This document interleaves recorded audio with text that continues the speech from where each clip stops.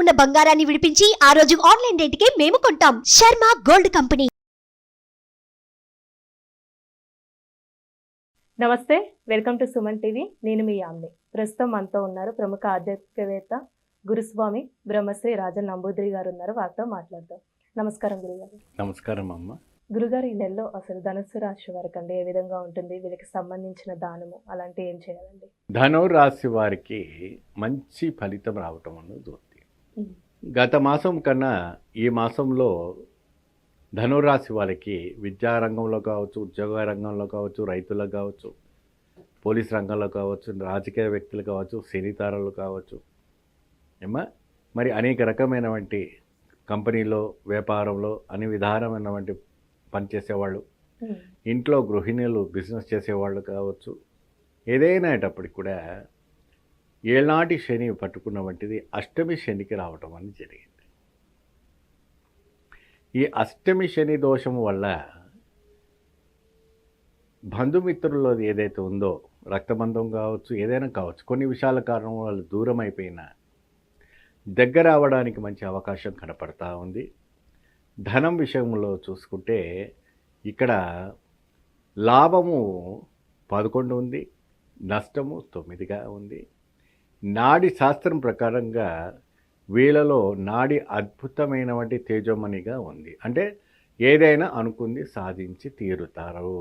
దీంట్లో ఉన్నటువంటి 4 నక్షత్రాలు కూడా చాలా బలమైనటువంటి నక్షత్రాలు. సో కళ్యాణ యోగం కావచ్చు, సంతాన విషయంలో కావచ్చు, విధానమైనటువంటి కార్యక్రమాలు కూడా చేసుకోవడానికి ఉంటుంది. కొత్తగా వివాహం చేసుకున్న వాళ్ళకి సంబంధం కుదరడానికి కూడా మంచి అవకాశం ఉంది. కొత్తగా గృహప్రవేశం చేసుకోవడానికి కూడా ఫిబ్రవరి నెలలో కొన్ని ముహూర్తాల వల్ల కొన్ని శుభ ఫలితం రావటం అనేది జరుగుతుంది. అలానే ఈ రాశి వారికి సంబంధించి ఎలాంటి ఆలయ దర్శనం చేస్తే మంచిదండి? వీళ్ళు ప్రత్యేకమైనటువంటి ఆంజనేయ స్వామి ఒక ఆలయం, ఆంజనేయ స్వామికి వడమాల వేసి మంగళవారం రోజునే 11 ప్రదక్షిణం చేసి స్వామికి ఇష్టమైనటువంటి హనుమాను చాలీస్, ధనురాశి వారికి వాళ్ళు ఆ ఒక వస్త్రము ఏదైతే ఉందో, స్వామివారి సింధూర రంగు వస్త్రం వేసుకుంటారు కాబట్టి అది స్వామివారికి కప్పి ఆ సింధూర వర్ణం అభిషేకం చేసి హనుమాన్ చాలీస్ వీలైతే ఒకసారి, వీలైతే 11 సారి, వీలైతే 108 సారి మీ శక్తి ఆ హనుమాన్ చాలీస చదివిన వాళ్ళకి అతీతమైన వెంట ఒక ఫలదాయకం రావటం జరుగుతుంది.